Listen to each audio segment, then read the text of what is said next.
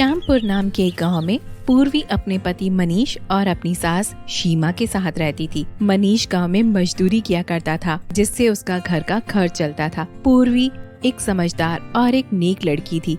वो घर के सभी काम करती थी और अपनी सास और पति की सेवा किया करती थी। समय समय पर उन्हें बहुत ज्यादा स्वादिष्ट भोजन भी बनाकर खिलाया करती थी। पूर्वी अपने पति को बहुत खुश रखती थी, परंतु उसकी सास उसे बिल्कुल भी पसंद नहीं करती थी। 2 साल पहले पूर्वी और मनीष की लव मैरिज हुई थी, जिस कारण से पूर्वी की सास पूर्वी को बिल्कुल भी पसंद नहीं करती थी। इसी तरह दिन बीत रहे थे। पूर्वी की सास पूर्वी के हर काम में कमी निकाला करती थी। वह उसे दिन रात ताने दिया करती थी, लेकिन पूर्वी यह सब कुछ बिना कुछ कहे सुनती रहती थी। वह अपनी सास को कभी भी पलटकर जवाब नहीं देती थी। इसी तरह से दिन गुजर रहे थे। एक दिन मनीष काम पर चला जाता है। एक दिन की बात है, पूर्वी किचन में खाना बना रही होती है। उसे खाना बनाने में थोड़ा सा टाइम लग जाता है। तभी उसकी सास पूर्वी पर जोर से चिल्लाते हुए उसे कहती है, अरे कितनी नालायक और कितनी बेशरम लड़की है। पहले तो इतनी देर तक खाना नहीं बनाया और जब खाना बना कर दिया तो उसमें इतने ज्यादा नमक मिर्ची डाल दिए। हे भगवान, मेरी तो किस्मत ही फूटी है जो इतना बेस्वादी खाना बनाकर खिलाती है मुझे। क्या हुआ माँ जी, खाना अच्छा नहीं बना क्या? मेरी तो किस्मत ही खराब हो गई है जो मेरे बेटे को तेरी जैसी बहू मिली।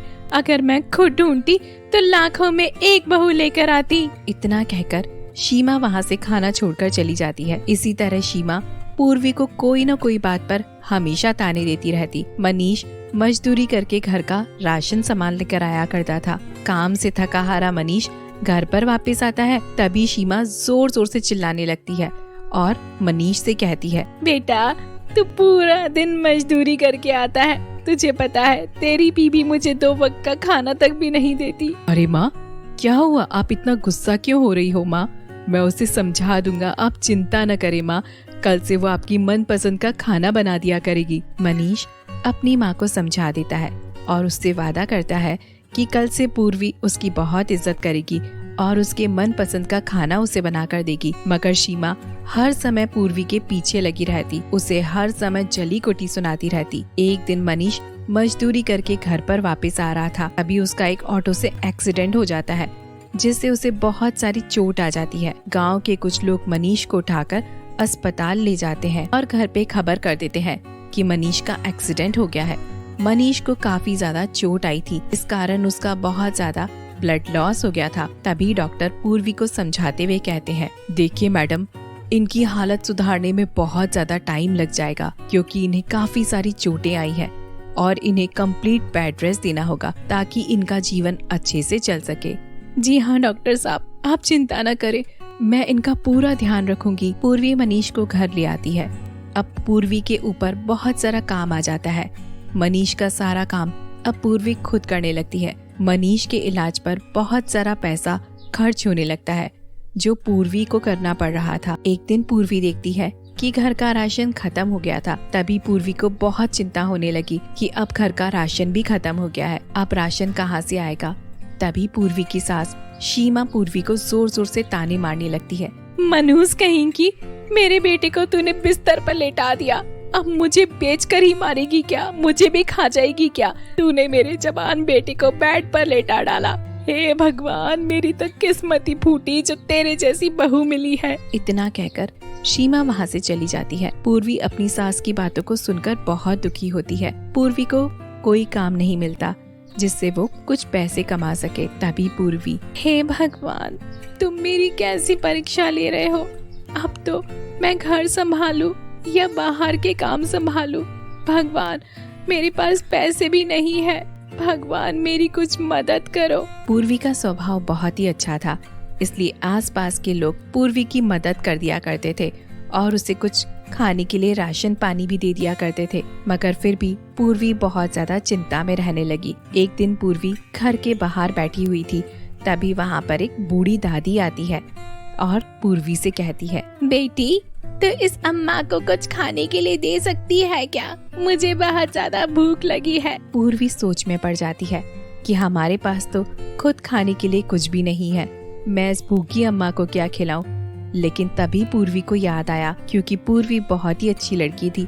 तभी उसे ध्यान आया कि उसने अपने खाने के लिए किचन में कुछ रूखी सूखी रोटियां रखी थी। तभी वो बूढ़ी दादी के पास आती है और बूढ़ी दादी से कहती है, दादी आप मेरे हिस्से का खाना खा लीजिए, ये बहुत ज्यादा रूखा सूखा है लेकिन मेरे पास यही खाना है। बेटी तुम मुझे कुछ उदास नजर आ रही हो, क्या मैं जान सकती हूँ तुम्हारी परेशानी का कारण? कुछ नहीं दादी माँ, परंतु दादी माँ के बार बार पूछने पर पूर्वी अपनी सारी परेशानी दादी माँ को बता देती है। तभी दादी माँ कहती है, मैं जानती हूँ बेटी कि तुम किस परेशानी में हो, इतनी तकलीफ में हो तुम, लेकिन फिर भी तुमने मुझे खाने के लिए दिया। तुम एक बहुत ही अच्छी औरत हो, इसलिए मैं तुम्हारी कुछ मदद करना चाहती हूँ। आखिर आप मेरी मदद कैसे कर सकती हैं दादी, आप तो खुद ही बहुत बूढ़ी हैं। बेटी मैं तुम्हें एक जादुई मशीन देना चाहती हूँ। देखो बेटी, ये एक जादुई मशीन है जिससे तुम अपनी मदद कर सकोगी। तुम इसे हमेशा अपने पास रखना, तुम बहुत ही अच्छी लड़की हो। दादी माँ मुझे सिर्फ अपने पति और अपनी सास का ध्यान रखना है, मैं घर से बाहर नहीं जा सकती हूँ, मुझे घर पर ही रहना होगा। हाँ बेटी मैं सब जानती हूँ, तभी तो मैं तुम्हें ये सिलाई मशीन दे रही हूँ। यह जादुई सिलाई मशीन है, यह तुम्हारी सब मुश्किल आसान कर देगा। तुम घर पर बैठकर ही बच्चों के कपड़े सिलना, देखना तुम्हें इसमें बहुत जल्दी सफलता मिल जाएगी और तुम्हें बहुत सारे पैसे मिल जाएंगे, जिससे तुम्हारी सारी परेशानियां खत्म हो जाएंगी। तुम्हारी सास जो तुम पर नाराज होती है वो भी तुम पर कभी नाराज नहीं होगी। और बेटी इस जादुई मशीन से तुम्हारे सब कपड़े बहुत सुंदर बनेंगे, कोई भी कपड़ा तुम्हारा खराब नहीं होगा। क्या माँ जी आप सच कह रही हैं?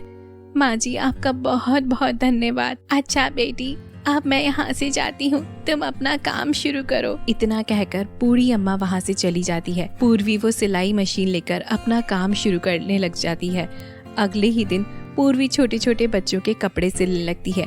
आस पड़ोस में पूर्वी की सिलाई की प्रशंसा होने लगती है। सभी लोगों को पूर्वी की सिलाई बहुत पसंद आती है। तभी उसकी पड़ोसन श्रेया आकर उससे कहती है, अरे बहन मैंने जो तुमसे लहंगा बनवाया था वो मेरी सभी सहेलियों को बहुत पसंद आया। सभी सहेलियां तुमसे अपने कपड़े सिलवाना चाहती हैं। हाँ हाँ श्रेया क्यों नहीं, तुम उन सभी को मेरे पास ले आना। इस तरह धीरे धीरे गांव में सभी लोगों को पूर्वी का काम पसंद आने लग जाता है। पूर्वी के घर के बाहर ग्राहक की लाइनें लगने लग जाती हैं। अब पूर्वी की लाइन पटरी पर आ गई थी। अब वो अपनी पति की सेवा करती और बचे हुए टाइम में सिलाई करती।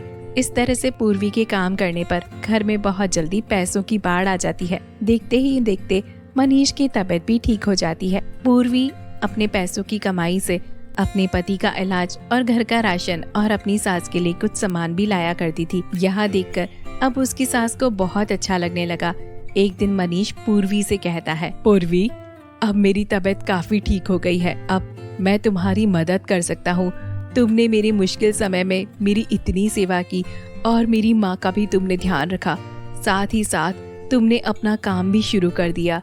मैं तुम्हारा शुक्रिया अदा करना चाहता हूँ। ये सब बातें सुनकर पूर्वी की सास को बहुत बुरा लगता है। बेटी मुझे माफ कर दो, मैंने हमेशा तुम्हें तरह तरह के ताने दिए हैं और हमेशा तुम्हें बुरा भला कहा और हमेशा तुम्हारी बुराई की, लेकिन बेटी अब मेरी गलती का मुझे एहसास हो गया है, मुझे माफ कर दो बेटी। तुम्हारी बदौलत बेटी मेरा बेटा ठीक हो गया, मुझे मेरी गलतियों के लिए माफ कर दो। अरे माँ जी आप मुझसे माफी क्यों मांग रही हैं?